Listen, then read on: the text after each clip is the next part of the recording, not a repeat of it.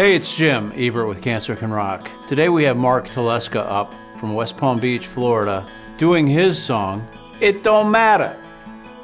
And we're really happy to have him. I hope you all have a good time watching it.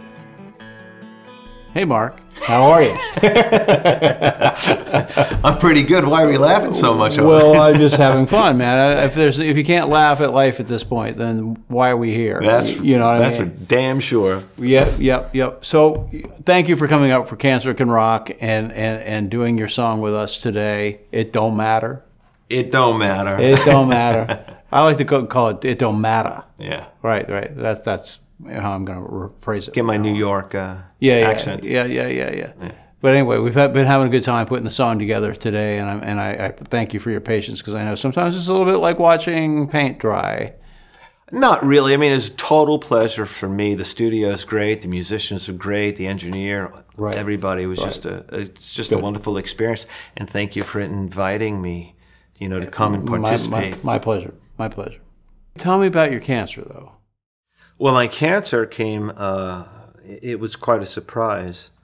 I wasn't really feeling very well, and I went to the doctor, got blood work, and the doctor said, your white count seems high, and they sent me for an ultrasound, and then they said, your spleen is elevated, and then they says, you need to go for a CAT scan.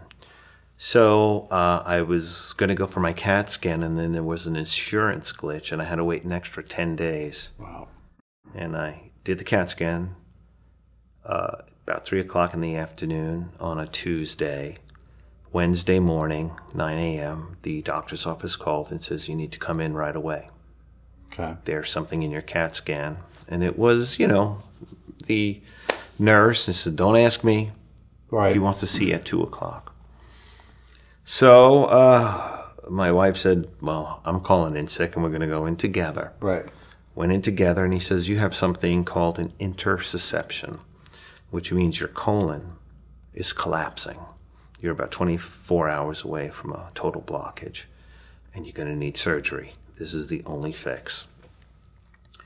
So went to emergency, and the next morning they operated. Okay. And they took out 12 inches, like 6 inches of my large intestine, another 6 inches of my small intestine, put it all together. Right. And I was in the hospital for 10 days, healing. Right.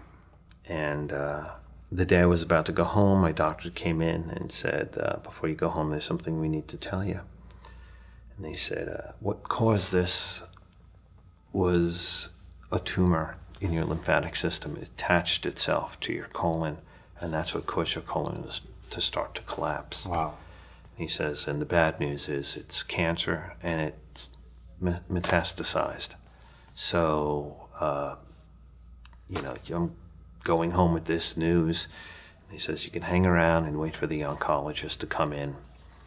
So it's 7:30 in the morning. I call my wife. I says, they said I have cancer. She's like, what? I'm like, yeah, I'll be right there. She comes over, and we hang around waiting for the oncologist, not saying a word. He comes in the room about 10 a.m. And, well, basically, it talks you off the cliff, because when you hear that, you think you're going to die. You think this is it, And then they give you this paperwork, and you're trying to read the paperwork, which you're not experienced at reading. You're also in a mania. Yeah. Really are. And you're looking at words like aggressive and these type of things. Right. So anyway, he said, look, this is what you have. You have non-Hodgkin's lymphoma. You don't have colon cancer, non-Hodgkin's lymphoma, and you're better off because the non-Hodgkin's lymphoma is a curable type of cancer.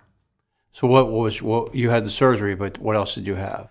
Well, I had the surgery, and then I had to do 6 rounds of chemotherapy. Right. I went for all my testing, and it didn't get into my bones, it didn't get into my bone marrow, and the disease actually just stayed below my diaphragm.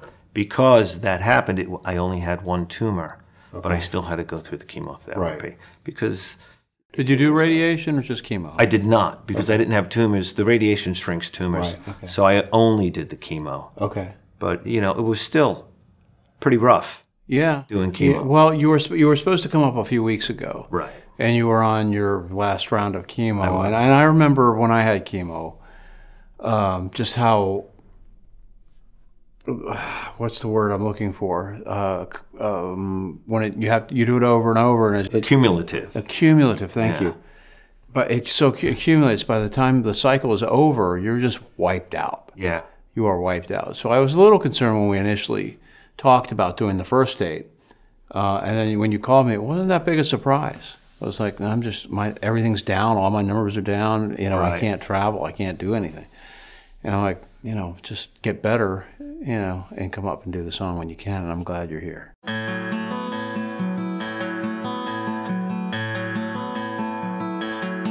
Well, I ain't wrong and I ain't right. Things ain't black and they ain't white, but it don't matter. Anyway, you know, I'm just glad you're here in many ways, and I'm glad you're here today. You know, we did your song. Tell me how the song relates to your. Well, you know, the name of the song is It Don't Matter. Right. Because, you know, things prior to your diagnosis, I mean, you have a life before your diagnosis, and then you have a new life after your diagnosis. And, you know, after your diagnosis, those things that in relationship to having cancer are very, very small, and they just don't matter. That's absolutely right. It just doesn't matter. So that's the premise of the song. Yeah, I mean, we talked about it a little bit about becoming just not intolerance, the wrong word, just not sweating the small stuff. And I know that's a really simple way of putting it, but it really is. It's like a paradigm shift in your brain. It's like, that's no longer important. You know, this is what's important. For me, it was my son. Sure. That is it. I want to be here to see him do certain stuff. And I've been so blessed as a survivor to have seen that. He just left for college Monday. It's Thursday. So he just left and I got to see that, you know. So that's a very fortunate thing. Enough talking about me, but you know, I really like the song we did today, and you know, I think I told you coming in that everybody's just easy to work with. Yeah, the guys are great. You know, it's a very special song for me. Of course, I'm primarily a blues artist, and sometimes I take my music and I try to, you know, I'll push it more into a blues vein because, you know, that's the world I'm in. But this song, and I have a couple of others that I've written after my diagnosis, well, this is what came out, and this is what it is, and this is where I'm meant to be with this song. And they're a little dark, you know, and they're a little, you know, darker than I usually write, but, you know, they're about cancer and surviving. Yeah, I shouldn't be happy. You know, I mean, and that's where I'm at. You know, I'm writing these songs in the middle of treatment. Right. You know, and you know, great ammunition right there. Again, Mark, thanks for coming out today and traveling and doing the whole deal to get up here, because it takes some effort, and I know you've been through a dance in the last month, getting your strength back and everything else from chemo and other kinds of nightmares. Well, thank you for having me. Yeah. It's been a real pleasure. All right. I really enjoyed myself. Dig it, Mark. Dig it. Hopefully we'll see you down in Florida. Oh, you real will. soon. You will. Like the sun and the sky and the moon, you know, it just don't matter.